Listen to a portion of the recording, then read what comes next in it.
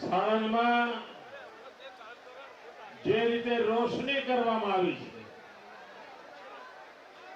સાહેબ સાણંદના ઇતિહાસમાં અનેક વર્ષો થયા છે આવું દ્રશ્ય જોવા નહીં મળ્યું હોય.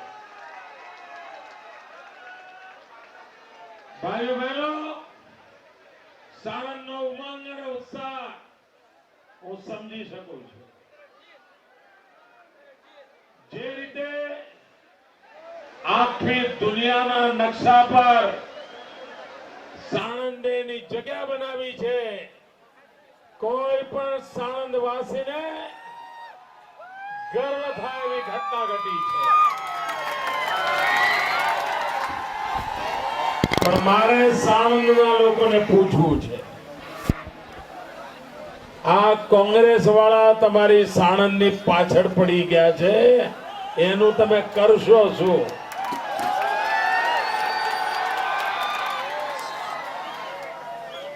છાસવારે નેનોના નામે જુઠાણા ચલાવવા,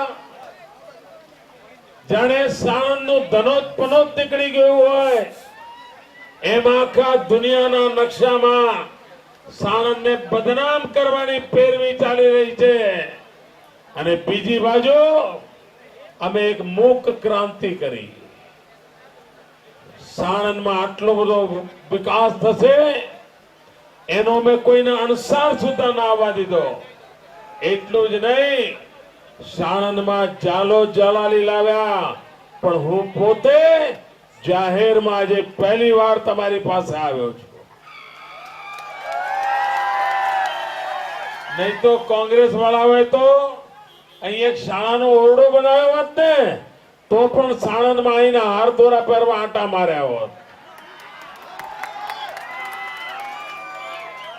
ભાઈઓ બહેનો, કોંગ્રેસ પાર્ટી સત્તાની ભૂખમાં એને એવી અંધ બની ગઈ છે કે એને પ્રમાણ ભાન રહ્યા વગર ગુજરાતના કોઈ પણ સારા કામને બદનામ કરવાની અંદર પડતી હોય છે. થોડા દિવસથી આપણે પ્રયત્ન આદર્યો છે કે ગુજરાતમાંથી ગુટકાની મુક્તિ થઈ જાય. માતાઓ બહેનો એટલા આશીર્વાદ આપી રહી છે કે ગુટકાને હવે કાઢો. તમારા સાણંદ વિસ્તારમાં પણ વાતાવરણ બન્યું છે ને ભાઈઓ? ગુટકા જવું જોઈએ ને? ગુટકાથી લોકોની જિંદગી બચવાની છે, ગુટકાથી કેન્સર જવાનું છે, સારું કામ છે. બોલો, કોંગ્રેસને આમાંય ટેકો આપવામાં પેટમાં તેલ રેડાણું. નહીં તો કોંગ્રેસ નિવેદન ના કરી શકી હોત કે ભાઈ ચલો ગુટકાના કામમાં તો અમે મોદીની જોડે છીએ, ભલે નેનોમાં ના હોઈએ, ભલે સાણંદનું ભલું થતું એમાં ના હોઈએ, ભલે સાણંદના કોઈ ભલું કરવા માટેની કોશિશ કરતા હોય તેમાં ના હોઈએ, પણ ગુટકા બાબત જેવી વાતમાં પણ કોંગ્રેસને સાથ આપવાની તૈયારી નથી. આવી વિકૃતિ, જાહેર જીવનમાં આવી વિકૃતિ ક્યારે કોઈએ જોઈ ન હોય એવી વિકૃતિના દર્શન કોંગ્રેસ પાર્ટી કરાવી રહી છે. કોંગ્રેસ બીજું શું કહે છે? અબજો રૂપિયાની જાહેરાત ટીવી પર આવે છે, દિવસમાં 90 વખત. કંટાળી જાવ એટલી વખત આવે છે ને. દિશા બદલો, દશા બદલશે. આ કઈ દિશા છે ભાઈ? આ કોંગ્રેસની દિશા કઈ છે? શું હિન્દુસ્તાનની જનતા કોંગ્રેસની દિશા નથી જાણતી? 60 વર્ષથી હિન્દુસ્તાને જે નુકસાની ભોગવી છે એ નુકસાની બતાવે છે કે કોંગ્રેસની દિશા કઈ છે. કોંગ્રેસની દિશા છે કોમવાદ. આ દિશાએ આપણે જવું છે. કોંગ્રેસની દિશા છે જાતિવાદના ઝેર વેડાવા. આપણે આ દિશામાં જવું છે. કોંગ્રેસની દિશા છે સગાવાદ. આ સગાવાદ તરફ આપણે જવું છે. કોંગ્રેસની દિશા છે ભાઈ ભતીજાવાદ. આ દિશાએ આપણે જવું છે. કોંગ્રેસની દિશા છે કોમી હુલ્લડો. આ કોમી હુલ્લડો તરફ જવું છે. કોંગ્રેસની દિશા છે ચક્કા ચલાવવા, ગલ્લા બાળવા, એ દિશામાં આપણે જવું છે. કોંગ્રેસની દિશા છે કર્ફ્યુ લગાવવો. આ કર્ફ્યુની જિંદગી ગુજારવા તરફ આપણે જવું છે. તો કોંગ્રેસની કઈ દિશા તરફ લઈ જશું? અરે દિલ્હીમાં તમારી સરકાર બેઠી છે. 7 વર્ષ થઈ ગયા. કોંગ્રેસના લોકો એ તો બતાવો કે દિલ્હીમાં તમારી સરકારે એક કામ પૂરું કર્યું છે. અરે તમે વચન આપીને ગયા હતા કે 100 દિવસમાં મોંઘવારી હટાવીશું. આ વચનનું પાલન કરી શક્યા છો? જે કોંગ્રેસ પાર્ટીની દિશા જ વચનોનો ભંગ કરવો, જે કોંગ્રેસ પાર્ટીની દિશા લોકોને છેતરપિંડી કરવી, એ જ રહી હોય તો ગુજરાતની જનતાને કોઈ કાળે આવી દિશા મંજૂર નથી. અરે પ્રધાનમંત્રીજીએ તો હમણાં તમે વાંચતા હશો છાપામાં, રોજ નવા ભ્રષ્ટાચાર, રોજ નવા ભ્રષ્ટાચાર. તમે સોનું પડ્યું હોય અને મોંમાં પાણી છૂટે, ચોરી કરવાનું મન થાય અને કોઈ માણસ લપસી પડે, એ તો આપણે સાંભળ્યું છે. સોનું હોય તો ચોરી કરવાનું મન થાય, એવું સાંભળ્યું છે ને ભાઈઓ? હીરા મોતી હોય, ચોરી કરવાનું મન થાય, એવું સાંભળ્યું છે? હીરા મોતી પડ્યા હોય અને કોઈને ચોરી કરવાનું મન થાય, એવું તો સાંભળ્યું હોય ને આપણે. પરંતુ કોઈ દી કોયલો ચોરી કરી હોય એવું સાંભળ્યું છે? આજ સુધી હીરા મોતીની ચોરી સાંભળતા હતા, સોનાની ચોરી સાંભળતા હતા, કોયલાની ચોરી શરમ આવે એવી સમાચાર, શરમ આવે. અરે આપણા ગામડામાં પણ છાણાનો ઢગલો પડ્યો હોય ને તો 5 છાણા કોઈ ચોરી ના જાય. આ દિલ્હીની સરકારે 2 લાખ કરોડ રૂપિયાનો કોયલો સાફ કરી નાખ્યો. જે લોકો સોના ચાંદીની ચોરી કરવા ટેવાયેલા હોય એ કોયલો પણ ન છોડે, એનાથી બીજું આ દેશનું દુર્ભાગ્ય કયું હોય. અને કોંગ્રેસના પાર્ટીને સાચું બોલીએ ને તો ગમતું નથી. આજકાલ ટીવી પર એમની આટલી બધી જાહેરાતો આવી તો મને થયું ચાલો આપણે બી જરા સેમ્પલ મોકલીએ. એટલે અમે પણ એક જાહેરાત આપી, જોઈ છે ને? કઈ? હે, બરાબર યાદ છે ને? હવે તમે જુઓ, થપ્પડ ટીવી પર પડે અને તમ્મર કોંગ્રેસને આવે છે.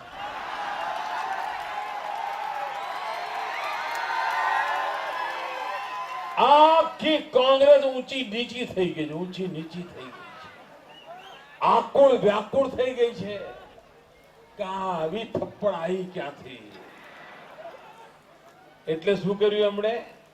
કોર્ટમાં ગયા છે. બોલો, કોર્ટમાં ક્યાં મોદીની થપ્પડ બંધ કરાવો. અરે આ થપ્પડ મોદીની નથી, આ તો 6 કરોડ ગુજરાતીઓના ગાલ પર તમારા દિલ્હીની સરકારે થપ્પડ મારી છે. આ 6 કરોડ ગુજરાતીઓ ચૂંટણીના વખતે આ તમારી એક એક થપ્પડનો હિસાબ લેવાનો. અને હું આ કોંગ્રેસના મિત્રોને કહું છું, આમાં કોર્ટનો ટાઈમ શું કરવા બગાડો છો ભાઈ? તમને થપ્પડથી તમ્મર આવ્યા હોય તો આવો ને જરા મોદી જોડે સીધે સીધું હો જાય. તમે અમારો કેરોસીનમાં 32% કાપ મૂકી દીધો છે, 32% પાછું આપો, અમે થપ્પડ વિડ્રો કરી લઈશું.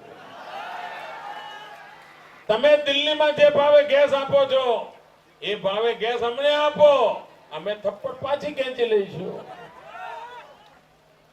અમને ક્યાં વાંધો છે?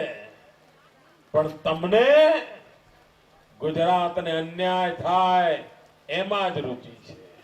ભાઈઓ બહેનો, આપણું ગુજરાત ભિખારી છે. આપણું ગુજરાત આ દિલ્હીના પૈસા ઉપર નભે છે. શું આ ગુજરાત દિલ્હી પાસે કટોરો લઈને રૂપિયા લેવા જાય છે?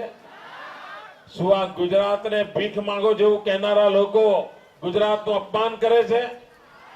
ભાઈઓ બહેનોએ અપમાનનો બદલો લેવો જોઈએ. આપ વિચાર કરો કે તમને મેં 1000 રૂપિયા આપ્યા હોય અને તમે મને 100 રૂપિયા પાછા આપો અને આખી દુનિયામાં તમે કહેતા ફરો કે મોદીને મેં 100 રૂપિયા આપ્યા, મોદીને મેં 100 આપ્યા, એટલે પેલા 1000 માંથી 900 રાખ્યા છે એનું શું? ભાઈઓ બહેનો, દર વર્ષે 60,000 કરોડ રૂપિયા, કેટલા? ખોખારીને 3 વાર બોલો.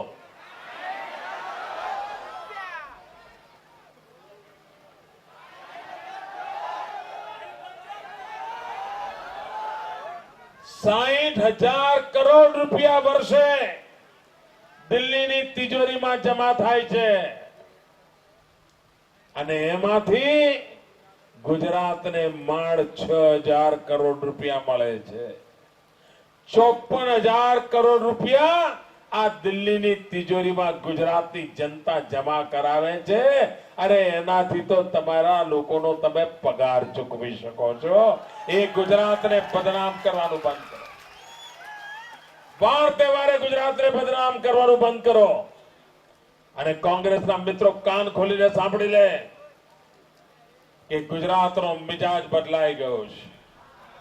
આ ગુજરાત ખંડિયું રાજ નથી, આ સરદાર પટેલનો અવતાર છે ગુજરાત. ये કોંગ્રેસની કોઈ દાદાગીરી ચાલવા નહીં દે. અને કોંગ્રેસના લોકો સિદ્ધાંતો મૂલ્યોની ચર્ચા કરે.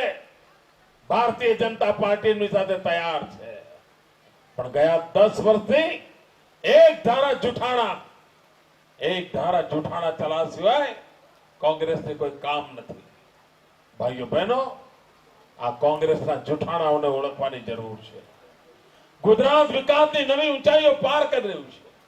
ગુજરાતનો નौजवान શક્તિશાળી બને, સક્ષમ બને, રોજીરોટી કમાતો થાય, એના માટે ગુજરાત કામ કરે છે. હમણાં આપણું એક એમ્પાવર યોજના ચાલી રહી છે. 5મું ધોરણ ભણેલો જવાનીઓ હોય, 7મું ભણેલો જવાનીઓ હોય, આ ટેકનોલોજીના યુગમાં પોતાને મુસીબત અનુભવ કરતો હોય તો આપણે નક્કી કર્યું કે 5મું 7મું ભણેલાને પણ કોમ્પ્યુટર શીખવાડીશું અને દુનિયામાં માથું ઊંચું કરીને ઉભો રહેવો કરીશું. આજે 2.5 લાખ આવા જવાનિયાઓ કોમ્પ્યુટરની ટ્રેનિંગ લઈ રહ્યા છે. 2.5 લાખ જવાનિયા. આપણે સ્કિલ ડેવલપમેન્ટનું કામ ઉપાડ્યું. લાખોની સંખ્યામાં કોલેજમાં ભણનારા વિદ્યાર્થીઓ પણ સ્કિલ ડેવલપમેન્ટના કામની અંદર જોડાયા છે. પોતે ભણે ઉપરાંત કઈ એને આવડત હોય, કોઈ નવી ચીજ શીખ્યો હોય, 1000 કરતા વધારે સ્કિલ ડેવલપમેન્ટના ક્લાસીસ આજે ગુજરાતમાં ચાલે છે, કોર્સીસ ચાલે છે. ગુજરાતનો 1600 કિલોમીટરનો બંદર કિનારો આજે ધમધમી રહ્યો છે. હિન્દુસ્તાનની સમૃદ્ધિનું પ્રવેશ દ્વાર બની રહ્યો છે. ગુજરાતની આવતીકાલ આખી શાનદાર અને જાનદાર સમુદ્ર કિનારે આકાર લઈ રહી છે. આ બદલાતા જતા સ્વરૂપને એ કોઈ જોવા તૈયાર નથી. અમદાવાદ વર્ષોથી આપણી બાજુમાં હતું, પણ સાણંદ તરફ કોઈની નજર નહોતી જઈ. આ સાણંદ અમે દુનિયાના નકશા પર મૂકી દીધું.